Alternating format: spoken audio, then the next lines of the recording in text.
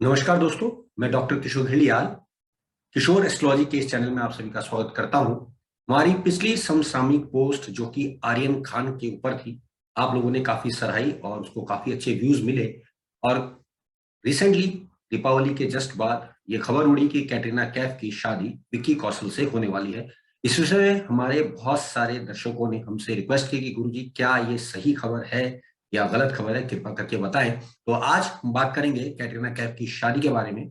जैसा कि आप सब जानते हैं, कैटरीना कैफ मूलतः ब्रिटिश मूल की अभिनेत्री हैं। हांगकांग में उनका जन्म हुआ और भारतवर्ष में वो छाई हुई हैं, यानी इंडस्ट्री में उनका काफी हद तक नाम या दबदबा बना हुआ है।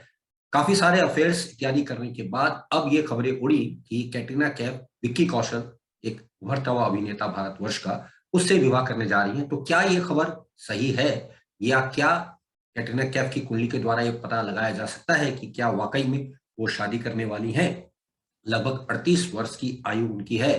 तो जानना दिलचस्प होगा दोस्तों। और इस पे जब हमने काम किया तो इंटरनेट के माध्यम से हमें कई सारी कुंडलियां देखने को मिली, लेकिन जो सबसे सही कुंडली कैटरीना कैफ की जो हमें नजर आई है, वो आती है हमें 16 जुलाई 1983 की रात्रि 6:19 हांगकांग की।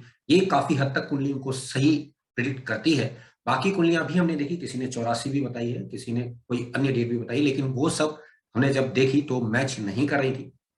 कैटरीना कैफ की पर्सनैलिटी को देखते हुए जो डिटेल्स हमें मिली उसके अकॉर्डिंग 16 जुलाई 1983 6:19 हांगकांग का उनका जन्म है। तो उनकी कुंडली को आधार लेकर हम ये देखेंगे कि क्या ये जो खबरें उठ रही हैं कि कैटरीना कैफ विक्की कौशल से शादी करने वाली हैं, क्या ये सही है? तो आइए शेयर स्क्रीन के माध्यम से मैं आपको बताने का प्रयास करता हूं कि उनकी पत्रिका क्या बता रही है और क्या हो सकता है। तो दोस्तों, ये कुंडली जो हमने ली है ये कैटरीना कैफ की है। 16 जुलाई 1983 रात्रि 6:19 और ये हांगकांग की जन्मी है। आप सब जानते हैं कि ये हांगकांग के बाद काफी जगहों से घूमते घामते लंदन पहुंची और मात्र 14 वर्ष की आयु में इन्होंने मॉडलिंग शुरू करी। और वहां से काइजात गुस्ताद नामक एक भारतीय निर्देशक थे जिन्होंने इनको देखा और उनको 2003 में बूम फिल्म में ऑफर दिया गया। और हालांकि फिल्म ज्यादा अच्छी नहीं चली, लेकिन इनके अभिनय के चर्चे तो हो ही गए। और उसके बाद धीरे धीरे धीरे धीरे प्रोग्रेसिवली ये जबरदस्त रूप से सलमान खान के माध्यम से होती हुई, अक्षय कुमार से होते हुए जबरदस्त कामयाबी इन्होंने इंडस्ट्री में ले ली। देखते हैं इनकी कुंडली क्या कहती है। तो देखिए, इनकी कुंडली जो बनती है वो धनु लगन की पत्रिका बनती है। और धनु लगन का जो मालिक बनता है बृहस्पति, जैसे कि आप सब जानते हैं, वो द्वादश भाव में है, जो क्लियर ये इंडिकेट करता है कि ऐसा जातक विदेश में जाकर ही कामयाब होगा। और ध्यान रखिएगा कि ये जो कुंडली है, ये मैंने जो एनालिसिस करके देखी है तो काफी हद तक इनको मैच कर रही थी, इसलिए मैं आपको बता रहा हूँ। लग्नेश का द्वादश में जाना आप सब जानते ही हैं कि ये विदेश में कामयाब हुई। पहले ये लंदन रही और उससे पहले 20-21 देशों में इन्होंने भ्रमण किया है मात्र छोटी सी आयु में। और उसके बाद फिर ये भारतवर्ष में छाती चली गई हैं। गुरु के साथ केतु का होना वाणी से संबंधित कुछ अलग फैक्टर बताता है, कुछ अंग्रेजियत बताता है। और जो ज्योतिष जानते हो जानते हैं केतु अंग्रेज का प्रतिनिधित्व करता है, तो इनकी वाणी में हमेशा से एक ब्रिटिश एक्सेंट देखने को मिलता है। खैर, वो एक अलग बात होगी कि ये वहां पर रही हैं तो उनका प्रभाव भी मिलेगा।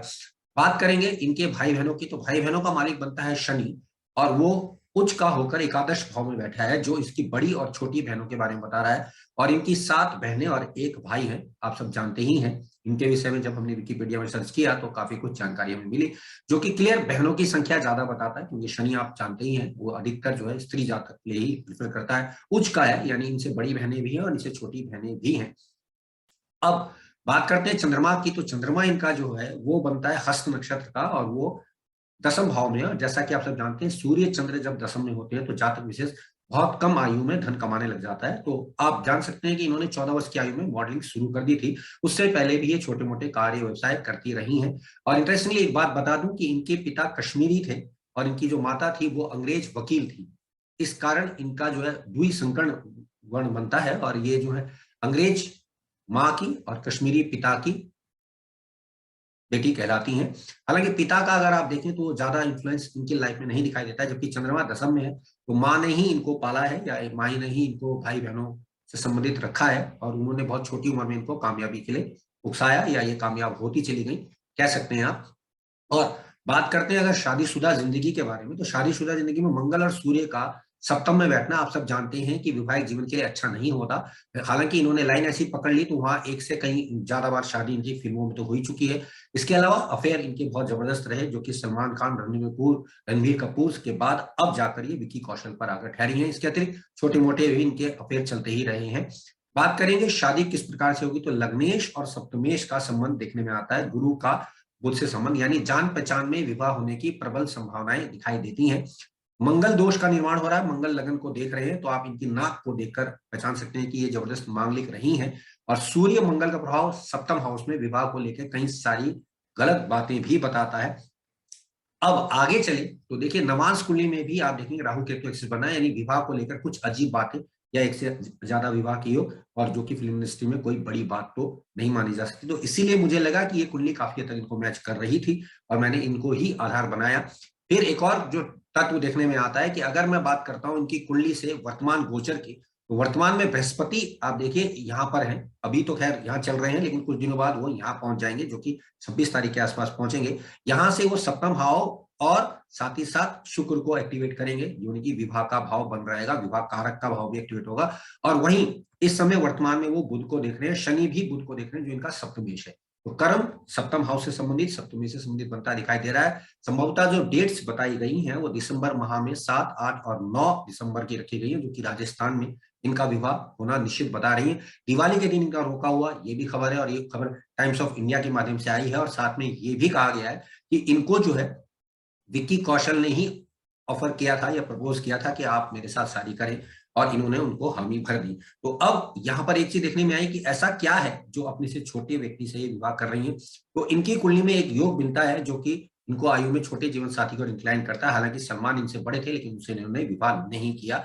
रणबीर कपूर होते हुए अब ये इनके पास आई है। और इंटरेस्टिंगली अगर हम विक्की कौशल की कुंडली का कभी अध्ययन कर पाए, क्योंकि डिटेल्स हमारे पास नहीं थी, उनकी पत्रिका में एक कॉम्बिनेशन देखने को मिलेगा, जो कि ये कॉम्बिनेशन होगा जो कि शुक्र और शनि से संबंधित होगा, जो कि उनको आयु में बड़ी जीवन साथी बता रहा है। और जैसा कि मेरी शोध है, जो मैं हमेशा कहता हूँ कि पुरुष की कुंडली में शुक्र शनि का कोई भी संबंध होगा तो उसको आयु में बड़ी जीवन साथी मिल सकती है, ऐसा देखने में प्रतीत होता है। खैर जहां तक हम बात कर रहे हैं ब्रिटिश एक्ट्रेस कैटरीना कैफ की, तो इनका विवाह अकॉर्डिंग टू एस्ट्रोलॉजी कहें या इनकी कुल के हिसाब से कहें 100% अप्रैल माह से पहले होने के योग बन रहे हैं। कारण मैंने आपको बताया कि बृहस्पति अप्रैल में मीन में चले जाएंगे तो इनकी शादी में प्रॉब्लम्स आ जाएंगी, या इनकी शादी तब हो पाना थोड़ा मुश्किल होगा, क्योंकि अब कुंभ राशि से जब वो शुक्र को और सप्तम हाउस दोनों को देखेंगे तो विवाह के योग 100% अकॉर्डिंग टू भारतीय एस्ट्रोलॉजी बन जाएंगे या बना दिए जाएंगे।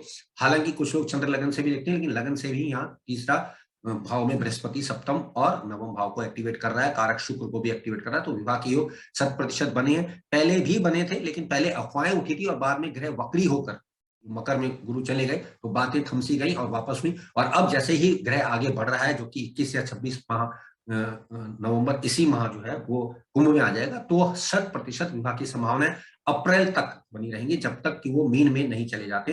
हालांकि ये डिक्लेयर लगभग हो ही चुका है कि इनकी शादी 7, 8 और 9 दिसंबर को राजस्थान में विक्की कौशल के साथ की जा रही है। और विक्की कौशल की पत्रिका हमारे पास नहीं है, हालांकि जो एनालिसिस अगर हम उसके अनुसार देखते हैं तो शुक्र शनि का संबंध अवश्य होगा, क्योंकि वो अपनी आयु से लगभग 5 साल बड़ी स्त्री से विवाह कर रहे हैं। संभवतः उनकी जो डिटेल्स है 1988 दी गई है, हालांकि उस पर भी काम मैंने नहीं किया है, तो ये बता पाना थोड़ा मुश्किल होगा कि वो सही है या गलत। लेकिन अगर मैं कैटरीना कैफ की पत्रिका की बात करूंगा तो इनका विवाह 100% होने की संभावना अप्रैल से पूर्व में दिखाई दे रही है।